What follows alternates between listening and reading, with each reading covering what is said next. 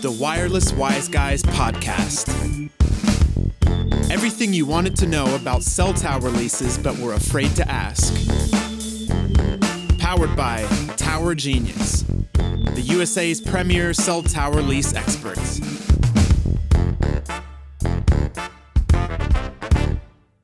All right, so I want to do a part two follow-up on how to negotiate a cell tower lease. So obviously you want to let them know that you're interested. If they've reached out to you, call them back.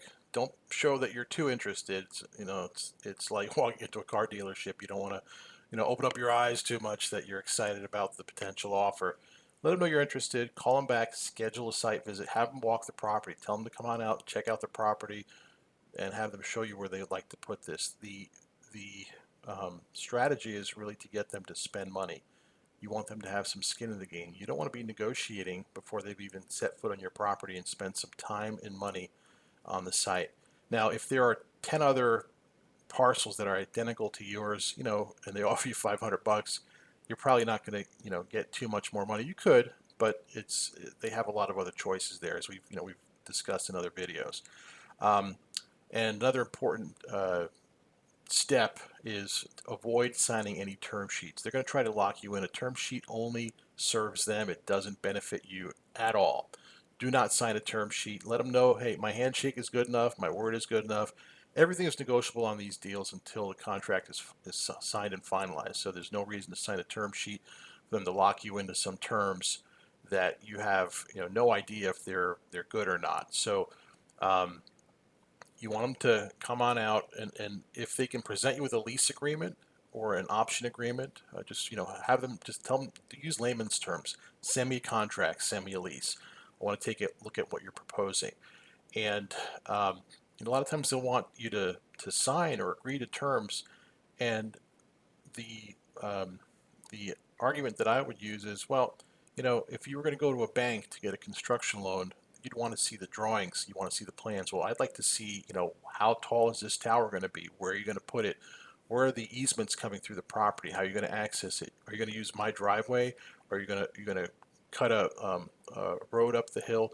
So you want to see some details. You want to see where they're going to place the equipment. You want to see how wide their access is going to be, and you want to see if it's a residential property. If you're out in the country and you have a house, and are you going to be looking at this ugly cell tower from your back porch? So those are the things that you want to ask, and you want to obviously get guidance because not every property is different.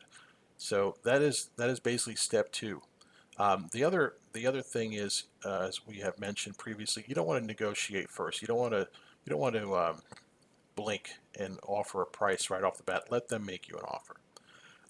One of the knuckleheads out on the internet, a cell tower consulting company, I'm not going to mention their name, but I know they advertise, hey, we've increased rent 300 average of 310% or whatever that number is. That's actually deceptive. If you look at from initial offers, I seriously doubt it's from on a new cell tower, possibly on a existing cell site if they're renegotiating something, but the percentage doesn't impress me because we've actually, I got my calculator out before I did this video. Here at Tower Genius, so we had an example of increasing the rent on a cell tower for a landlord by 960,000%. Okay, so we don't throw percentages around in our marketing propaganda. And we had another one. I give you another example where we increased the rent by over 30,000%. Yeah, so it's doable. So when you see a consultant throwing around numbers, we increased the average of this and that. It's like an airplane. You need to have a balance. You need to have the business terms, and you need to have the actual lease terms in there. And it's like an airplane. If one wing is unbalanced, it's not going to fly well. So you need to have, great rent, great business terms, and you need to have the lease structured properly. Without a properly structured lease, it's not a good agreement, and it's going to be a problem when you encumber that long term on your property. You've been listening to the Wireless Wise Guys podcast.